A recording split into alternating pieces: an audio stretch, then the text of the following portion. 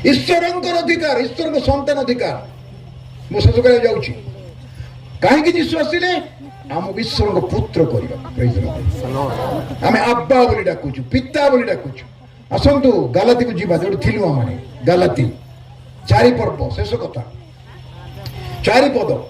କିନ୍ତୁ କାଳ ସମ୍ପୂର୍ଣ୍ଣ ହୁଅନ୍ତେ ଈଶ୍ୱର ଆପଣ ନିକଟରୁ ନିଜ ପୁତ୍ରଙ୍କୁ ପ୍ରେରଣ କଲେ। ସେ ସ୍ତ୍ରୀ ଜାତ ହୋଇ ମରିୟମଙ୍କ ଗର୍ଭରୁ ଜାତ ହେଲେ, ବ୍ୟବସ୍ଥା ଅଧୀନ ହେଲେ, ନିୟମ କାରଣରେ ବନ୍ଧା ହେଇଗଲେ। ଯେପରି ସେ ମୂଲ୍ୟ ଦେଇ ବ୍ୟବସ୍ଥା ଅଧୀନ ଲୋକମାନଙ୍କୁ ମୁକ୍ତ କରନ୍ତି। ଆମେ ବନ୍ଧା ହେଇକି ଥିଲୁ, ମୁକ୍ତ କରିଦେଲେ। ସେ ଗଧ ଗାଁକୁ ଯାଅ, ସେ ଗଧଟା ବନ୍ଧା ହେଇଥିବ, ଖୋଲିକି ଆଣ। ତମେ ମୁଁ ବନ୍ଧା ହେଇଥିଲୁ, ଖୋଲିକି ଆମେ ଯୀଶୁଙ୍କ ପାଖକୁ ଅଣା ହେଇଯାଇଛୁ। ଆମେ ମୁକ୍ତ, ରକ୍ତ ଦେଇକି ମୁକ୍ତ କଲେ, ପ୍ରାଣ ଦେଇକି ମୁକ୍ତ କଲେ। ସୁନା ରୂପା ଦେଇକି ମୁକ୍ତ କରିନାହାନ୍ତି, ରକ୍ତ ଦେଇକି ପ୍ରାଣ ଦେଇକି ମୁକ୍ତ କଲେ। ଆମମାନଙ୍କୁ ମୁକ୍ତ କଲେ କରନ୍ତି। ପୁଣି ଦେଖନ୍ତୁ 5 ପଦ, ଦେଖ ପିଲାମାନେ ବାଇବେଲ ଦେଖ, ଗାଲାତି 4:5। ପୁଣି ଆମ୍ଭେମାନେ ପୁତ୍ରତ୍ୱର ଅଧିକାର ପ୍ରାପ୍ତ ହେଉ। ଆରେ ତାଳି ବଜାଉନ କାହିଁକି? ତମେ ତାଳି ବଜାଇବା କଥା। ଆଉ ଗୋଟେ ମାସେ ଶିଖେଇଲେ କି ତମେ ଜାଣିବ। ଜମା ପାଷ୍ଟ ହବ ନାହିଁ, ହାଲିଲ କହିବ ନାହିଁ। ତାଙ୍କୁ କୁହ ହେଲା, ବିଶ୍ୱାସ ମାନେ କୁହ। গুলে পাঁচটা বেশ পেয়ে যায়। ইয়া ওটা মিডিয়া করে গ্রাফ নেই, গ্রাফ আপন হালিলুয়া প্রেজ দাও। মন্ডলী বেশ পাকে হালিলুয়া প্রেজ দাও। বলে পালক পরে করব। কার পুত্র? ঈশ্বরঙ্কর পুত্রত্বর অধিকার দিও বল কো। দয়া করে দেব কি আজ্ঞা বল নাই। চাকর ଯିଏ ଥିବ ଘରେ, ଦାସ ଥିବ, ସେ କହିବ ଆଜ୍ଞା ମତେ 500 ଟଙ୍କା ଦରକାର। ସେ 200 ଦେଲେ ମତେ ଚଳିଲେ ପଳେଇବ। ବଡ ପୁଅ ଯଦି ହେଇଥିବ, ମତେ 500 ଟଙ୍କା ଦରକାର, ନହେଲେ ମତେ 200 ଟଙ୍କା ଦରକାର। ବାପା କହିବେ ରେଜା ନାହିଁ ରେ, ମୋ ପାଖରେ ଚେଞ୍ଜ ନାହିଁ, 500 ଟଙ୍କା ଅଛି, ଦେଇଦେ ମୁଁ ପରେ ଫେରେଇ। ଏ ଖର୍ଚ୍ଚ କଲେ ମତେ କିଛି କରିବାର ନାହିଁ। ଅଧିକାର ସମସ୍ତଙ୍କର ଅଧିକାର। କାର ଅଧିକାର? ପୁଅର ଅଧିକାର। ହେଲେ ପୁଅର ଅଧିକାର ହେଲେ ମା ମାନେ, ଝିଅ ମାନେ, ଭଉଣୀ ମାନେ ପଚାରିବା, ଝିଅ ମାନଙ୍କ ଅଧିକାର କୁଆଡେ ଗଲା? ଏଠି ପୁତ୍ର ବୋଲି ଲେଖା ହେଇଛି। ଝିଅ ମାନଙ୍କର କିଛି ଅଧିକାର ନାହିଁ। ଝିଅ ମାନଙ୍କର ପୁରା ଅଧିକାର। ଆଦମ ଭିତରେ ହବା ଥିଲା କି ନାହିଁ? ଆଦମକୁ ଈଶ୍ୱର ପୁତ୍ର ଲେଖା ହେଇଛି କି ନାହିଁ? ସବୁ ମା ମାନେ, ଭଉଣୀ ମାନେ, ଝିଅ ମାନେ ସ୍ୱର୍ଗ ରାଜ୍ୟରେ ପୁଅର ଅଧିକାର ପାଇବେ। ବୁଝିଲେ ତ? ସ୍ୱର୍ଗରେ ସମସ୍ତଙ୍କର ପୁରା ଅଧିକାର। ଯୀଶୁଙ୍କର ଯେତେ ଅଧିକାର, ତମର ମୋର ସେତେ ଅଧିକାର। କାହିଁକି ଜାଣିଛ? ତଳେ କଣ ଲେଖା ହେଇଛି? ଆଉ ତୁମେ ମାନେ ପୁତ୍ର। ହାଲେଲୁୟା। এটা ମଣ୍ଡଳୀକୁ ଲେଖା ହେଇଛି। ଏଠି ସବୁ ମା ମାନେ, ଝିଅ ମାନେ, ପୁଅ ମାନେ ସମସ୍ତେ ବସିଛୁ। ତୁମେ ବାଇବେଲ କହ ତୁମେ ପୁତ୍ର, ପୁଅର ଅଧିକାର। ତୁମେ ପୁତ୍ର। ଏଥି ସକାଶେ ଈଶ୍ୱର ଆପଣା ନିକଟରୁ ନିଜ ପୁତ୍ରଙ୍କ ଆତ୍ମାଙ୍କୁ ଆମ୍ଭମାନଙ୍କ ହୃଦୟକୁ ପ୍ରେରଣ କଲେ। ଯେଉଁଦିନ ଯୀଶୁଙ୍କୁ ପ୍ରଭୁ ବୋଲି ଜାଣିଲ, ଗ୍ରହଣ କଲୁ, ସେଦିନ ପରମେଶ୍ୱର ପିତା ବାପା ଯୀଶୁଙ୍କ ଆତ୍ମାକୁ ପଠେଇଲେ ମୋ ଅନ୍ତର ଭିତରକୁ, ଆପଣଙ୍କ ଅନ୍ତର ଭିତରକୁ ଆସିଲେ, ହୃଦୟକୁ ପ୍ରେରଣ କଲେ।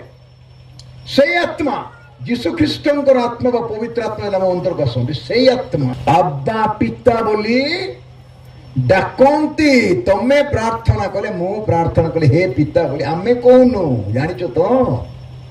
ଆମେ ପ୍ରାର୍ଥନା ଆବା, हे पिता, हे स्वर्गस्थ पिता, हे दयामय पिता, प्रेममय पिता बोली जो मु प्रार्थना करूछु कि तमे करूछ, आमे करूना। आम भीतर यीशु ख्रीष्टंकर आत्मा, पुअर आत्मा थिबारु से हे पिता बोली प्रार्थना करूछ। बुझिले तो? आम मुहर बाहर जी, आम भीतर थिबा आत्मा प्रार्थना करूछ। रोमियो 8 पर्वर 26 लिखाई कौन प्रार्थना करबा उचित आमे जानि नाहु। कौन प्रार्थना करबा उचित आमे जानु नाहु। अमानंकर दुर्बलतारे आत्मा साहाय्य करंती। किए साहाय्य करंती? आमे जते की प्रार्थना जानछु सेति करूछु। अधिक प्रार्थना करूना। गोटे प्रार्थना सारा पृथ्वी रे चलीछि, किंतु जोटा प्रार्थना आमे जानि न, जोटा दरकार से आत्मा थाई की भीतर प्रार्थना करंती।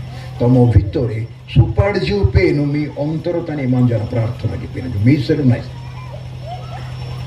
ମୋ ଅନ୍ତରରେ ପବିତ୍ର ଆତ୍ମା ଯାଇ ପ୍ରାର୍ଥନା କରୁଛନ୍ତି, ଆପଣଙ୍କ ଅନ୍ତରରେ ପବିତ୍ର ଥାଇ ପ୍ରାର୍ଥନା କରୁଛନ୍ତି।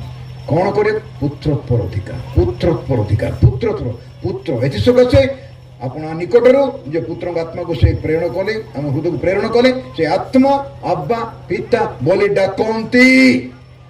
ଏଣୁ ସାତ ପଦ ଦେଖ ସମସ୍ତେ, ଏଣୁ ତୁମ୍ଭେ ଆଉ ଦାସ ନୁହଁ। ଦାସ ହଉଛି କାଣା? ଆଲିଆ କାଟା। ତୁମେ ଆଉ ଦାସ ନୁହଁ, କିନ୍ତୁ କ'ଣ ଲେଖା ହେଇଛି? କିନ୍ତୁ ସମସ୍ତେ କୁହନ୍ତୁ କ'ଣ? ପୁତ୍ର। ଲାଗୁନାହିଁ ବୋଧେ ତମକୁ ଇଚ୍ଛା ଆଜି ପ୍ରଭୁଙ୍କର ପୁତ୍ର ହେବା? पेन उमरी का मार सका बा पेन उमरी जाव तम इन इच्छा सीधे ना इंगे ना का अलिया घटना दन मान दुई दारा तन निसा दुई सेपरे कड़े सेप कई दुई मोहल डुबकी दुई राह डुबकी दुई दासवाद रही है। अरे पुत्र, गर्व नहीं, अहंकार नहीं, नम्रता रे पुत्र बुझो राति रे आज ये समय बुझो एटा पुत्र। 25 तारिख पर तुम किसमिस कौन कर छेड़ी बाड़े मीटिंग करो, भोजी भात करो, एबे जानो आज पुत्र अधिकार। पुत्र पुणी जदि पुत्र के पुत्र समस्ते के पुत्र मु कही सारे ऑलरेडी के पुत्र के जन मां माने बुझिले हाथ उठे आ को माने मां माने बुझे उठे। अरे उठा पिला माने तुम पुत्र, स्वर्ग रे तुम पुओ, एठी सिना झियो, स्वर्ग रे पुओ तुम जानि छ। तो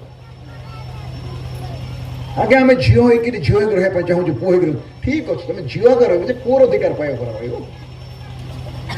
एटा पर बाइबल मोर समय नै कोया पई बुझे पई उडा एटा समय दरकार। हेले जदि पुत्र तेबे ईश्वरଙ୍କ କର୍ତ୍ତୃତ୍ୱ ଉତ୍ତର ଅଧିକାରୀ। कार उत्तर अधिकारी? ईश्वरଙ୍କର ଅଧିକାରୀ। ईश्वरଙ୍କ बापार संपद रे जेमति पुओ झियो मालिक, आमे जदि ईश्वरଙ୍କ पुत्र स्वर्गर अधिकार हम। आउ टिके बड़ जोर ताली बजा, उच्च कर ताली रे तांको प्रशंसा करो।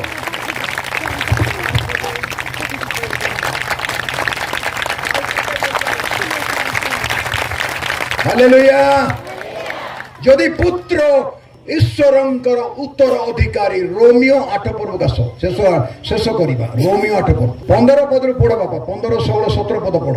कारण तुम्भे माने पुनर्बार भय करिबा निमंते दासत्वर आत्मा पाइन, दासत्वर आत्मा पाइन हो, किंतु पुत्रत्वर आत्मा पाइछ।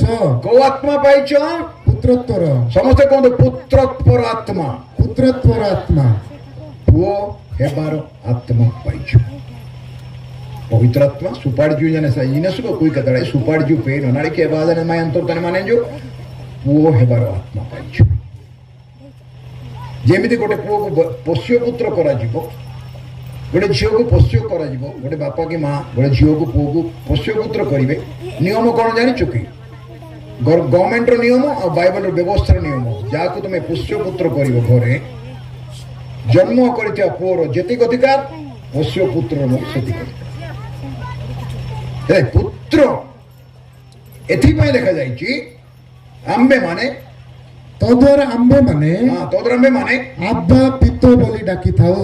एथिपाई का हमें बापा पिता बोली डाकु। ईश्वर महापरम परमेश्वर सदा प्रभु जिहोवा एटा तो कहूछु हमें।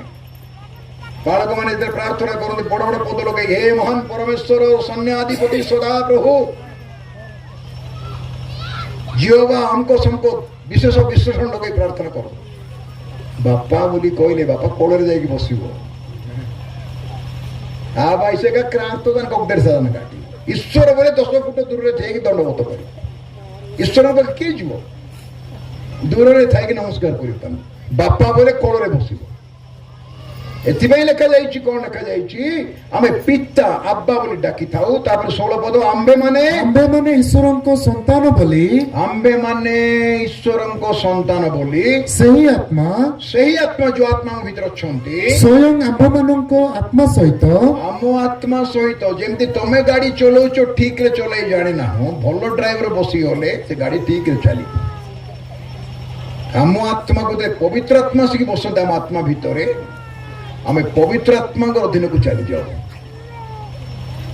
पवित्र आत्मा कंट्रोल करते हम, पवित्र आत्मा अधीन में रही जाओ। ଏତେ ଆମର ଆତ୍ମା ଏବେ ଯେତେବେଳେ ପ୍ରଭୁଙ୍କୁ ନ ଜାଣିକି ଅଛୁ ଆମ ଭିତରେ ଗୋଟେ ଆତ୍ମା ସମସ୍ତଙ୍କର ଆତ୍ମା ଅଛି ଏଠି ଏଠି ପବିତ୍ର ଆତ୍ମା ନୁହେଁ ଆର୍କିଟିକାଲର ନିଜର ଆତ୍ମା ବାଳକଙ୍କ ନିଜର ଆତ୍ମା ତମର ନିଜର ଆତ୍ମା ଏତେ ତମକୁ ଯେମିତି ଇଚ୍ଛା ମତେ ଯେମିତି ମୁଁ ସେମିତି ଚାଲୁ ଏ ପବିତ୍ର ଆତ୍ମା ଆସନ୍ତି ଆମ ଆତ୍ମାକୁ ସେ କ'ଣ କରନ୍ତି କବ୍ଜା କରନ୍ତି ଅଧିକାର କରନ୍ତି ଆଉ ସେ ଆତ୍ମା ପ୍ରାର୍ଥନା କଲା ବେଳକୁ ଆବ୍ବା ପିତା ଓ ସେଣ୍ଡ ମାନେ ମାയ ଆବାତି ଏ ଆତ୍ମା ଲାଇ ମାନେ ପ୍ରାର୍ଥନା এই অর্থ যেতে বুঝিবা আজি ଆମ ପ୍ରାର୍ଥନା ପରିବର୍ତ୍ତନ ହେଇଯିବ ଶୁଣୁଛୁ ତ ସେଣ୍ଡ ମାନେ ଯୋଉ ଆବା ପେନ୍ ମାନେ ନାଇଁ ଆବା ମାରା ନାମ ସିଂ ଆବା ଏହା ଯୋଉ ଅନନ୍ତକାଳୀନ ପିତା ତାଙ୍କ ନାମ ଅନନ୍ତକାଳୀନ ପିତା ତ ନାଇଁ କି କୋଉ ଲେଖା ହେଇଛି ଆଜ୍ଞା 9:6 ତାଙ୍କ ନାଁ ହେଲେ କଣ ତାଙ୍କ ନାମ ଅନନ୍ତକାଳୀନ ପିତା ପୁତ୍ର ଜନ୍ମ ହେଇଛନ୍ତି ପଢ କିଏ ଗୋଟେ ପଢ ବଡ ପାଠ ପଢ ଶେଷ କରିବ କାରଣ ଆମ୍ଭମାନଙ୍କ ନିମନ୍ତେ ଏକ ବାଳକ ଜନ୍ମି ଅଛନ୍ତି ବାଳକ ବୋଲେ କେତେ ବର୍ଷ ହେଇଥିବ ଛୋଟ ପିଲା ନା ତାପରେ ଆମ୍ଭମାନଙ୍କୁ ଏକ ପୁତ୍ର ଦତ୍ତ ହୋଇଅଛନ୍ତି ପୁଅଙ୍କୁ ଦିଆଯାଇଛି ଆମକୁ ଓ ତାହାଙ୍କ ସ୍କନ୍ଧରେ ତାଙ୍କ ସ୍କନ୍ଧରେ ସେ ପୁଅର ସ୍କନ୍ଧରେ କର୍ତ୍ତୃତ୍ୱ ଭାର ଥୁଆଯିବ ଶାସନର ଭାର ଏଇଟା ହଉଛି ବଡ ଦିନର ସମ୍ବାଦ ତାଙ୍କର କାନ୍ଧରେ ଶାସନର ଭାର ଦିଆଯିବ ପୁଣି ତାହାଙ୍କର ନାମ ତାଙ୍କ ନାମ ଆଶ୍ଚର୍ଯ୍ୟ ଆଶ୍ଚର୍ଯ୍ୟ ତାଙ୍କ ନାମ ହିଜ ନେମ୍ ଇଜ ୱଣ୍ଡରଫୁଲ ତାଙ୍କ ନାମ ଆଶ୍ଚର୍ଯ୍ୟ ତାପରେ ମନ୍ତ୍ରୀ କମା ଦିଆଯାଇଛି ଦେଖ ମନ୍ତ୍ରୀ ମନ୍ତ୍ରୀ ବୋଲେ କାଉନ୍ସିଲର ପରାକ୍ରାନ୍ତ ପରମେଶ୍ୱର ପରାକ୍ରାନ୍ତ ପରମେଶ୍ୱର ଏ ପୁତ୍ର ଯିଏ ସେ ପରାକ୍ରାନ୍ତ ପରମେଶ୍ୱର ମାଇଟି ଗଡ ଅନନ୍ତକାଳୀନ ପିତା ଅନନ୍ତକାଳୀନ ପିତା ଶାନ୍ତି ରାଜା ହେବ ଶାନ୍ତି ରାଜା ହେବ ଅନନ୍ତକାଳୀନ ପିତା କି ପିତା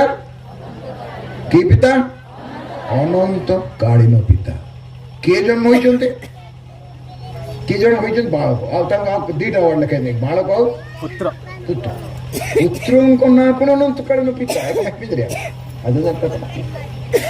ନାଟା ପୁତ୍ର ଜନ୍ମ ହୋଇଛନ୍ତି ପୁଅ ହେଇକି ନାଟା ତାଙ୍କର ଅନନ୍ତକାଳୀନ ପିତା ଏଭର ଲାଷ୍ଟିଂ ଫାଦର କାଲେଂ କାଲ ନିମ ମନି ଆବା ପେନ୍ ୱାଇନ୍ ଯୋଉ ଯୀଶୁ ଏହି ବାକ୍ୟର କ୍ରମଟିକୁ ମୁଁ ନେକ୍ସଟ ଭିଡ଼ିଓରେ ଅପଲୋଡ଼ କରିବି ଦୟାକରି ଆପଣମାନେ ମୋ ଚ୍ୟାନେଲ୍ ସହିତ ଜଡ଼ିତ ହୋଇ ରୁହନ୍ତୁ ପ୍ରଭୁ ଆପଣମାନଙ୍କୁ ସମସ୍ତଙ୍କୁ ଆଶୀର୍ବାଦ କରନ୍ତୁ।